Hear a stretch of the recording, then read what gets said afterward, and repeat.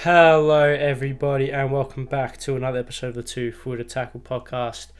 I'm your host, Ari Stamatakos. We're back again for episode 18 of 23. The final podcast in terms of my daily podcast. Of course, this is the first time that there'll be no World Cup games on in a day, so I will be having a break. A probably much needed break as well. I can feel my body slowly starting to I wouldn't say shut down, but definitely reject the very non-consistent sleep schedule and the whole looking at a very, very bright light for 45 minutes a day. It's been a good ride so far. I've enjoyed it. I've enjoyed it a lot. It's kind of a bit insane that we've actually done the round of 16 already. We have now got our 4 quarterfinal games. Got our 4 quarterfinal games that will be played across the 10th of December and the 11th of December. So that means that the 8th and the 9th are going to be off. So that's of course Thursday and Friday for what is it, Australian people, which is good. I get to enjoy 2 days off, and then after that, after the 11th, I'd go back on the 14th, and then the 19th, or the 15th, and then the 19th. So there's some big breaks in EL coming up, especially after the semi-final. There's a 4-day break between the semi and the final, and once again, I think I mentioned this last episode, I'm not doing one for the third place playoff game, because I probably won't even watch it. It's at 2 a.m, so I might tune in, but I'm not doing it for the third place playoff game. I just can't be bothered. So there you go. Let's I hope everyone's well. I hope everyone enjoyed the games. 2 polar opposite games. Two polar opposite games. That happened overnight. You had, of course, Spain, Morocco, which we'll touch on, of course, and Portugal, Switzerland, which had a lot of storylines coming out of that game for sure. But yes, I hope everyone's well.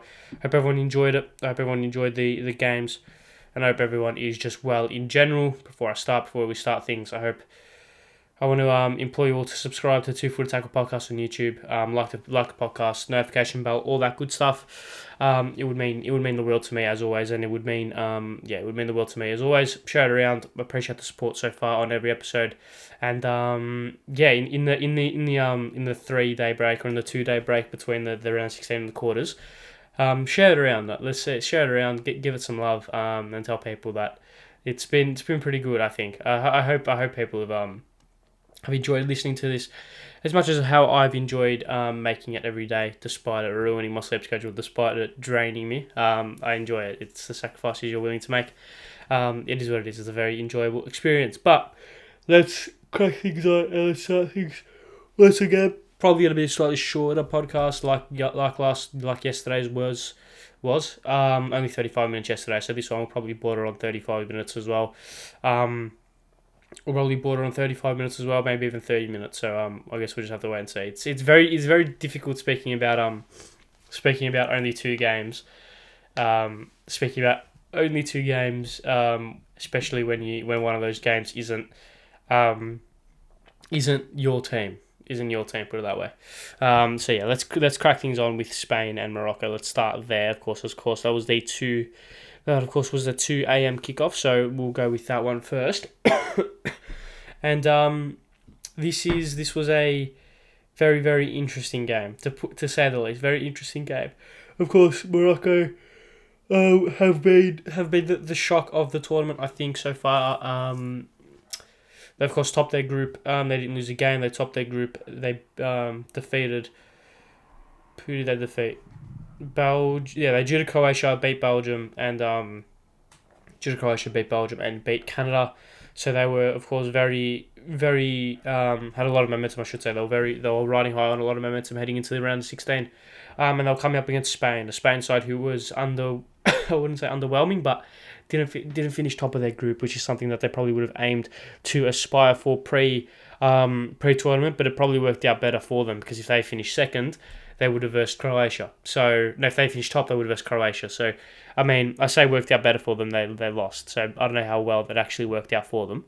So yeah, when we speak about the game, let's speak about the game, and I would hesitate to say that it was a tale of two halves. Of course, it did go to extra time, so 4 halves, if you wanted to call it that, or 4 quarters. But where it was, the first half was very, how do you describe it? But it was very similar to how I thought the game would go. And the reason I say that is because when you have two sides who are opposite in the way that they play. Of course, Spain are a side that are very possession based. I mean, if you look at the stats from the game, Spain had 77% possession, right, throughout the whole game. Um, so they of course are a very possession based team. We of course know just how much I love Spain. I love the balance that they have. I love the players that they've got. How well they are. How capable they are in keeping possession and rotating play and dictating tempo and doing all that good stuff. That kind of suited Morocco pretty well in a sense. Of course, Morocco have only conceded 1 goal throughout the tournament to date. That was, of course, to Canada, which was an own goal. I'm 99% sure. So it is one of those things where you look at both sides and you look at, it was an own goal. So there you go. So they actually haven't conceded a goal properly yet in the tournament. Granted, they've only scored. They scored 4, I guess, but there you go. You look at Morocco and you think, okay, they're a side that likes to sit back, they like to play. I wouldn't say park the bus football because they're too good for that in a way. They're too good to say that they play park the bus football. They play a kind of a high tempo, a high pressing low block. It's weird how they play Morocco when you look at it, because they aren't a side that sits back and gets so many numbers behind the ball and just lumps the ball up to a striker and plays this really kind of bland and very simple game style. They aren't like that. They're a side that likes to sit back, but then play expansive football on the counter. They're similar to Japan in a sense. I think that's a pretty good example or a pretty good comparison. They're pretty similar to Japan in a way that they like to sit back, in the way that they like to play, soak up possession, are very disciplined out of possession, I should say. Very, very disciplined out of possession. But then when they do get the ball, they like to play expansive, free-flowing football, especially using their talented wide players. Of course, Hakimi is a very big part of that, getting those overlapping runs going. So they are a side that do like to use their strengths. They're a side that likes to use their strengths more than they're a side that likes to use their strengths more than what they like to mitigate the damage in that respect.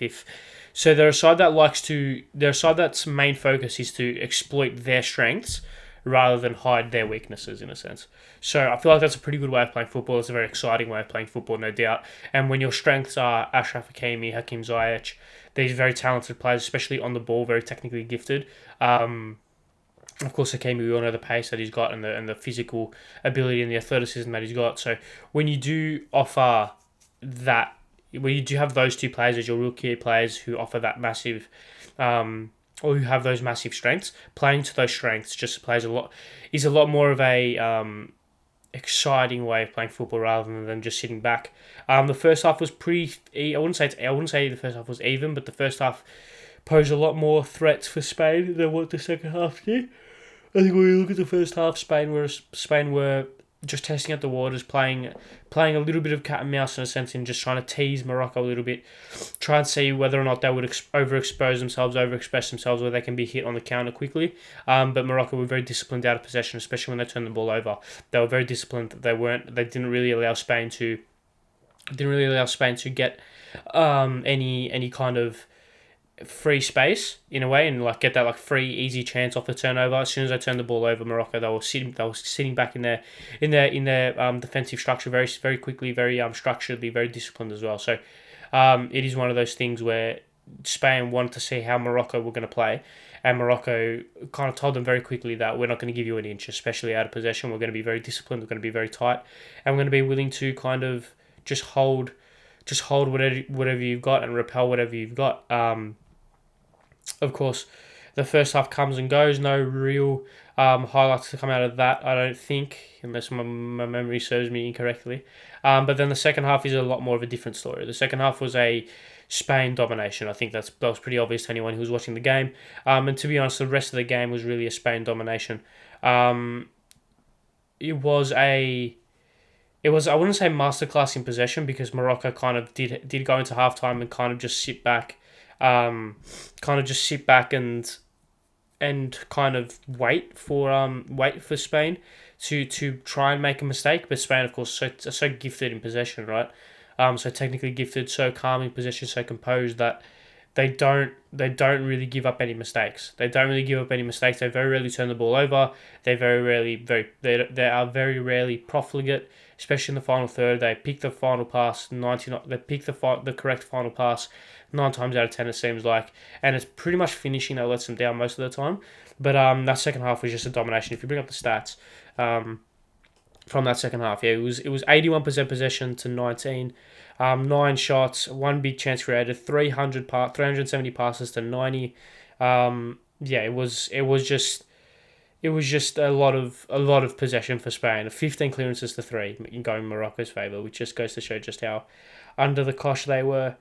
Yeah, of course, it is one of those things, right, where you look at it and think, okay, whether or not Spain are going to get the breakthrough. Of course, they bring on Alvaro Morata just after the hour mark, and they bring on Carlos Soya just after the hour mark as well. But two players who were looking to try and change the game a little bit. Obviously Morata's there to be a focal point. Of course, I started with Asensio playing as that false nine, which is quite funny when you think about it, because Luis Enrique is very heavily against the notion of a false nine. Obviously, Asensio plays as a striker. You'd theoretically expect him to be a false nine. However, Luis Enrique has been very adamant that no, he's just a striker. Like, he's just an auxiliary striker. He plays as a 9. But of course, what Morata offers that Asensio doesn't is that Morata offers that much more of a striker's instinct, striker's presence as well. So it allows space for other players to kind of work into, because when you have someone like Asensio playing up front, he likes to drop deeper.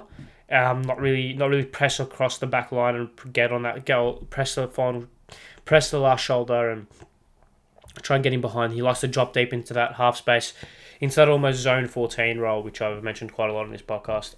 Almost into the zone 14 role, where he can get on the ball, try and take a man on, play the ball out wide, get that late runs into the box, the cutbacks.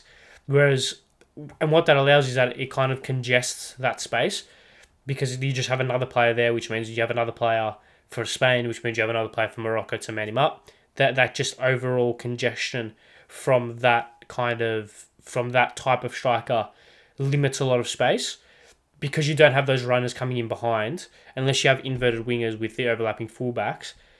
It's which Spain of course don't really have that much of. They started with Ferran Torres on their right hand side, and he's very much a right winger, very much a right sided winger. Doesn't really like to cut inside. So unless you have those inverted wingers, kind of like the way that Liverpool played for a long time, with Firmino dropping deep and then Mane and Salah running in behind, it's one of those things, right, where you kind of take Rob Paul to give to Peter or something like that. You allow for space. You kind of add an extra number in midfield to try and dominate possession a little bit more, but then you sacrifice what you have in the final third. And of course, when you bring Morata on, very long-winded way of describing that, I should say. When you bring Morata on, what that offers is completely different. Morata doesn't drop deep. Morata presses on the last shoulder, I should say. Likes to extend and push a lot of depth, or bring a lot of depth to the attack, and really press that Moroccan defence back right up until practically they're on the goalkeeper, right? That's how much of aerial presence he's got. He's still very technically gifted. He can receive the ball to feet, and his first time finishing is very good as well. So despite how much Morata's been a little bit of a meme and a little bit of a joke for the longest time, I do think he's a very good player, especially for the national team. I think he does very well, and he showed that as well. He showed that throughout the tournament. He showed that through the Euros last year, that he's still a very capable player.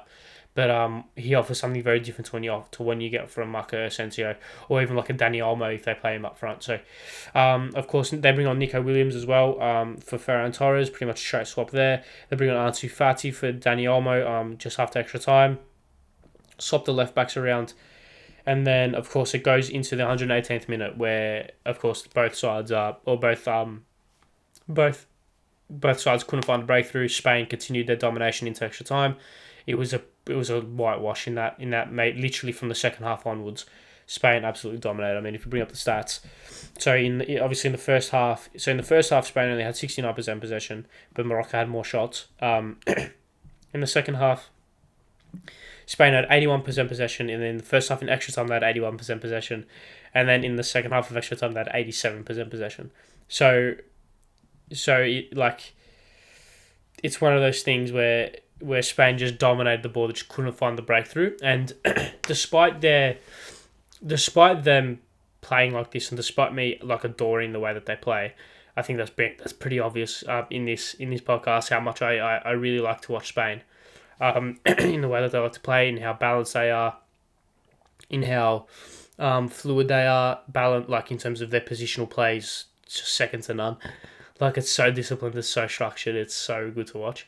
The way that they like to play is very risky in a sense because it's not very capable of breaking teams down.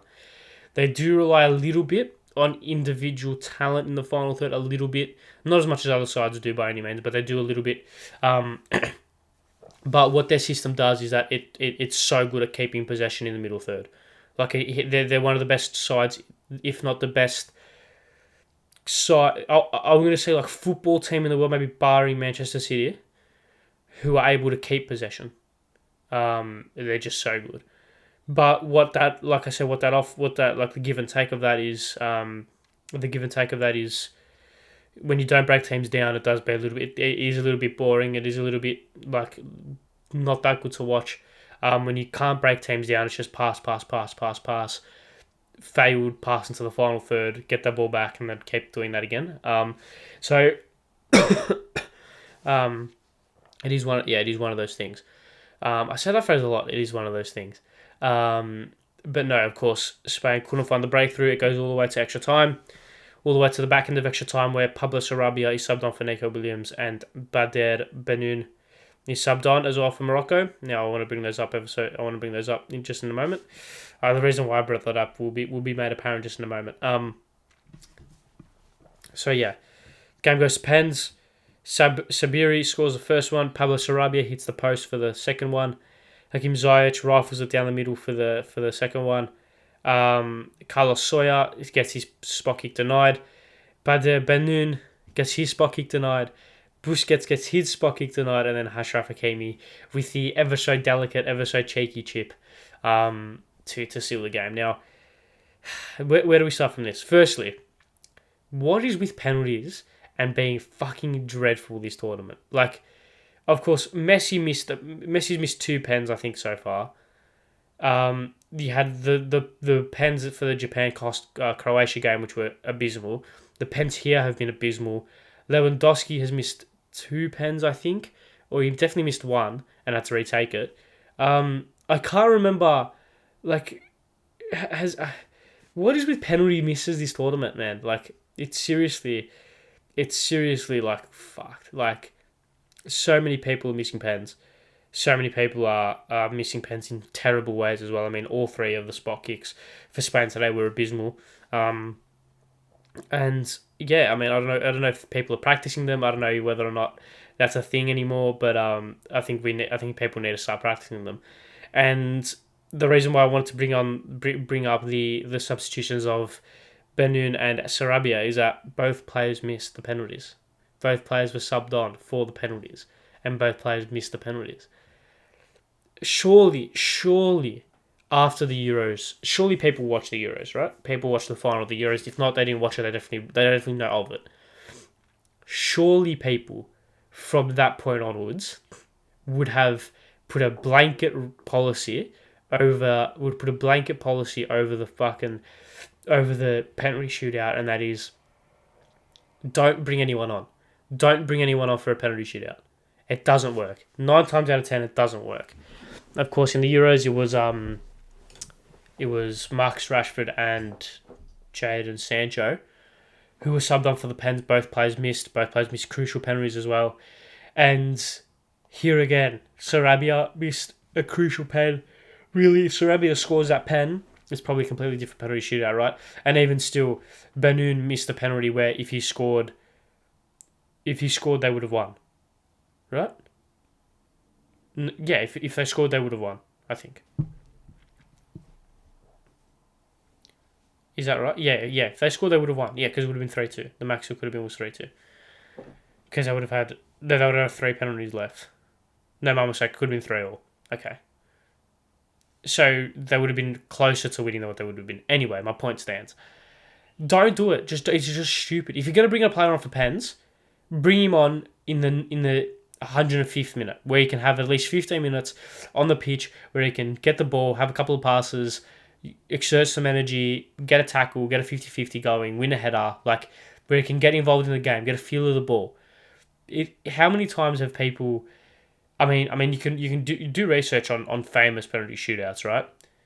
How many, like, if you do, like, if there's ever a documentary about a game that involves a penalty shootout, I can guarantee you there is a time where, like, the assistant coach goes up to a player who's just been subbed on for an injury or whatever, and the players will be like, nah, I haven't touched the ball, I don't want to take it.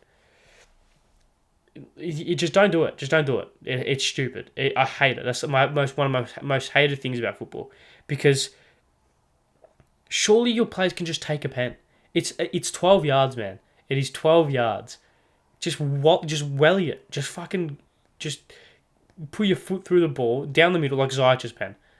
Ziyech's pen was fucking unreal. Just foot through the ball down the middle, impossible to save unless you literally don't dive. But if you don't dive, then you're an idiot if you're a goalkeeper. Just put your foot through the ball. Like, yeah, I don't know. It frustrates me. I mean, it frustrates me a lot. Something that's really frustrated me really ever since the Euros. I haven't been able to get over that. That annoyed me so much. So every time I see it now, it frustrates me a lot. It infuriates me a lot.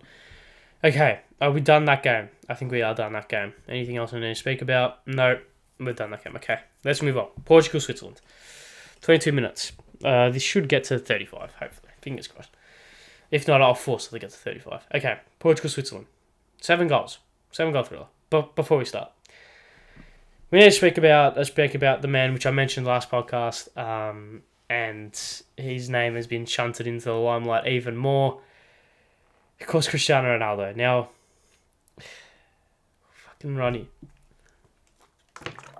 Where do we start? To be honest, realistically, I should just rename this podcast the Cristiano Ronaldo podcast, because I feel like I speak about him every single episode in some regard. Whether it's him throwing a strop at United, whether it's him getting released from United, whether it's him signing for a Saudi Arabian club, or whether it's him getting dropped from the Portugal team. I don't want to speak about it. I just want to speak about the football, but he takes up all the fucking headlines. So, apologies there. Let's speak about this, shall we? Let's speak about this guy before we speak about the game. Of course, Ronaldo was dropped for a around the 16 game knockout stage, no second chances style game. Ronaldo was dropped. Arguably the best big game player in the history of football. Cristiano Ronaldo was dropped. Okay.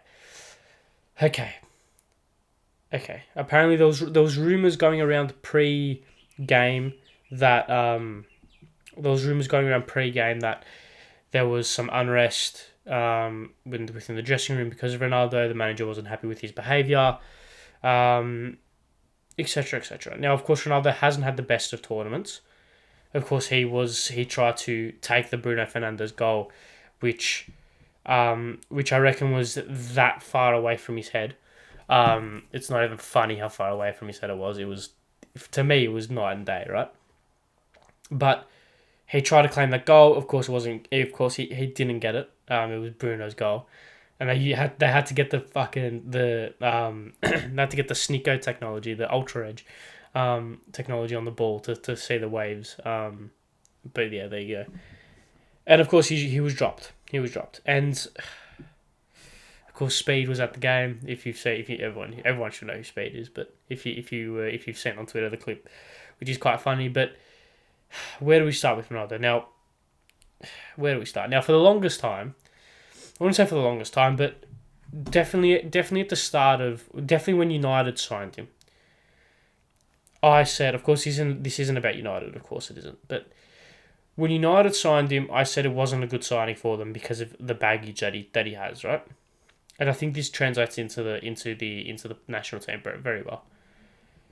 When you have Cristiano Ronaldo in your team, you need to cater to Cristiano Ronaldo. You need to cater to him. He is the player, right? He's the guy. He's not like Messi, where you can kind of shoehorn Messi into different systems because he's a little bit more versatile than Ronaldo. Ronaldo can't really play on the left anymore. Doesn't have the pace to play on the left anymore. He's a number 9 now. He's a striker. Whereas Messi can play on the right, can play as a 10, can play as a false 9 if necessary.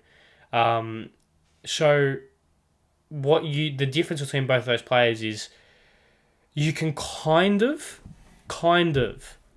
play a system around. You can kind of put Messi into a system. You can't put Ronaldo into a system. You need to put the system around Ronaldo. And this Portugal side has been that. The amount of attacking talent that they've got is pretty much entirely there to cater for Ronaldo. And why wouldn't you, right? Why wouldn't you when he's arguably the greatest goal scorer to one of the greatest goal scorers to ever live, right? Arguably one of the greatest goal scorers to still be alive. Arguably one of the greatest players to still be alive, right? So why wouldn't you build your system around that? I completely get it. But when you have the talents of Felix, Fernandez, Leao, Andre Silva, like is it counterproductive? Is it counterproductive? Because this, of course, was the first time that Ronaldo didn't start a game and Portugal scored 6. This tournament, I'm saying. First time Ronaldo didn't start a game and Portugal scored 6. This was by far the most fluent and and just easy that they've looked on the eye. They looked free. They looked like they could express themselves a lot more. They didn't look like they were restricted by needing to get the ball to Ronaldo. So it's one of those things, right? Where it's one of those things where it's a give and take. It's the give of we need to sacrifice a little bit more of our attacking talent because it goes back to that thing of who would you rather have in your side? Felix, Leao, Bernardo, Silva, Bruno Fernandes. Is Bernardo Silva even in the squad? Yeah, he is. Right. I completely missed him. Would you rather have these players in the squad or Cristiano Ronaldo? Right? That's the question. Because despite, obviously, you can play anyone alongside Ronaldo. But they don't really get to play the football that they want to play because Ronaldo's in the team. And because of that, Ronaldo carries a lot of baggage. He carries a lot of, I wouldn't say toxic baggage, but it isn't positive baggage. We all know the ego, and we all know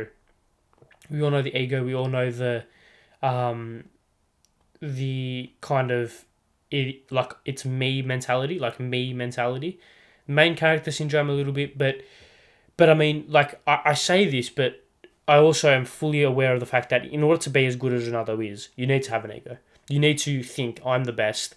Who are all these plebs around me? Get the ball to me. I'm going to score goals.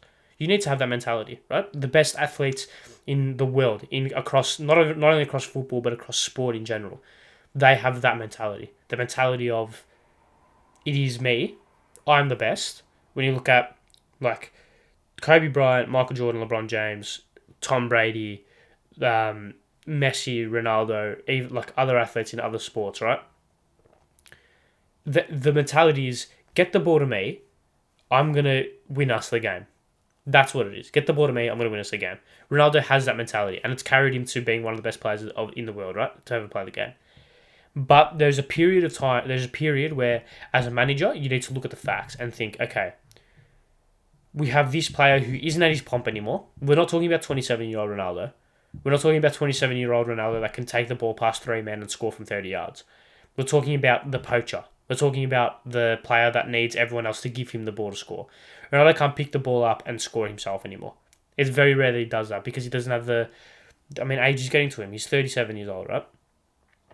But the mentality is still there where he thinks he can do that, and that is the baggage that he's got. He thinks he's still 27 years old. That's what he thinks. But the fact is that he's not. The fact is that he's not, and a lot of his sides play a lot better without him. That is fact. You look at United. United play better without him. I mean, when you look at United's best game this season, my mind goes to the Spurs game, in which he didn't play. And then you look at Portugal. Their best game this tournament by far was this game, and he didn't play. Well, he got subbed on in the 73rd minute, in which Portugal only scored one more goal from then on in. Right, that was in the 92nd minute.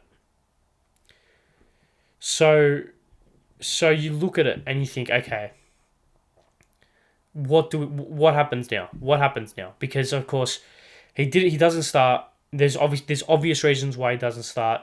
It probably worked out for Portugal that he didn't start, and now they go into a game against Morocco where they really should win, and it goes back to, okay, what do you do now? What do you do now? Do you play? Because can you drop Gonçalo Ramos? Gonçalo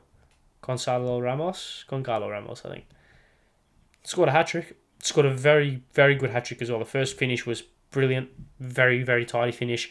The second finish was I can't remember what the second finish was. Oh, the second finish was very good, coming across the front post, near post, coming across the front post. You had the defender, brilliant finish, and of course the third goal was just a delicate chip over the goalkeeper. No real flashiness about it, just very calm and composed. You can't drop him. You literally can't drop a player who's just scored a hat trick in a round of 16 game. The first player to score a hat trick at this World Cup. You cannot drop him. So you're gonna leave Ronaldo out again? Again? What happens if he scores another hat-trick? Or what happens if he scores two in the next game? Do you leave Ronaldo out again for the semis? What happens if you leave Ronaldo out and you lose? Is that the decision that you want to risk? Is that the decision that you want to make? It's one of those things, isn't it? It's one of those things where a lot of people need to realise, and I think Cristiano Ronaldo needs to realise, that he isn't 27 anymore. He's 37. He's an old man. He's an ageing footballer that cannot do what he used to be able to do. But the problem with that is that he still thinks he's 27. He still thinks that he's the player that can pick the ball up, take three men on and bang it in from 40 yards. He's not that player anymore. He still thinks he's that player, which gives him this ego and gives him this aura of superiority around everyone, where the fact of the matter is his teams play better without him. We saw United's best game this season, he didn't feature, and Portugal's best game this World Cup, he didn't start. Ronaldo's teams play better without him, and that is why he has this aura and this frustration around the way he plays. He's frustrated. He's frustrated because Portugal don't need Ronaldo anymore. Man United don't need Ronaldo anymore. He's frustrated. It's so bizarre to watch because, and to be honest, I hate watching this. I hate it because, I don't think I've said this, but I'm Messi over Ronaldo, right? I've always been, I always will be. I'm Messi over Ronaldo, but I love the elite. I love the elite in sport. Just in any sport, I love the players, the best players with the most pedigree playing in the best games. That's why I don't really like upsets. I do because they're fun to talk about and the storylines are fun to talk about. But give me an Argentina-Portugal final every day of the week over a Japan versus Morocco final, for example. Give me that history, that storyline, the pedigree of the Argentina-Portugal final over a Morocco-Japan final, for example, right? So I love the elite, and I hate to see players who I want to say looked up to, but I've watched for the longest time be the best in their sport, and for them to slowly fall away, and for them to slowly become a skeleton of what they once were, is very disappointing. It's very disappointing. But What happens now? Do you drop him again, or do you not sign him again? Who knows? Who knows? Like, really, who knows? Because you got to do what's best for the team, and this was their best performance. It's going to cause a massive uproar. And by the way, if it's I'm going to bring the mic closer to me now. If it's a Argentina Portugal final, and Cristiano Ronaldo does not start, I'm kicking off. I am kicking off. I'm kicking off. I don't care. Like, I say this now. I said that you probably shouldn't start him. But if it's an Argentina-Portugal final and it's not Messi versus Ronaldo starting in the starting 11, playing literally every single minute of the whole game, I give up on football. I'm going to sue. I think Zealand, who is a Twitch streamer, right, tweeted this. He was like, if Portugal make the final versus Argentina and Ronaldo doesn't start, I'm suing the Portuguese Football Federation. I'm suing them for emotional damage or something. Can't do that. Anyway, if we speak about the game, I think Switzerland were very disappointing in comparison to what we thought they would have been. They are notoriously a very defensively solid side, and for them to concede 6 goals is quite disappointing. But it is what it is there. You can't really say anything a whole lot about it. Pepe scored again, pretty good header. Goncalo Ramos scored a hat-trick, which you just mentioned, and there you go. They go on to versus Spain. That's going to be interesting. They go on to versus Morocco, I should say. That's going to be a very interesting game to watch, no doubt. But let's finish things up, and there's no predictions to do today because there's no games. I won't be back tomorrow. I think we're done. Let's finish things up. Thank you all very much for watching. I won't be back tomorrow. I'll be back in 2 days' time. So of course this goes out on the 7th. I'll be back on the 10th. Thank you all very much for the support. I really do mean that, because these daily podcasts have kind of put me into a little bit of a wall right now. Kind of hit a little bit of a wall, but I'm really glad this break is coming. Despite the fact that I've loved every minute of the football and I've loved every minute of doing this podcast, I need a break sometimes, right? So, yeah, I'm very grateful that this break is here. Hopefully they'll come back in a couple of days, re-energized, revitalised, back again to kick on into the real latter stages and the real meat of the World Cup. But thank you all very much for watching again. Thank you all for the support. Make sure you share it around. Subscribe to 2 Foot Tackle Podcast on YouTube. Notification bell. All the socials. Follow it. Would mean the world. Any support does mean the world. I promise you that. So yes. See you guys in a couple of days. Stay well, stay safe. See you guys. Goodbye.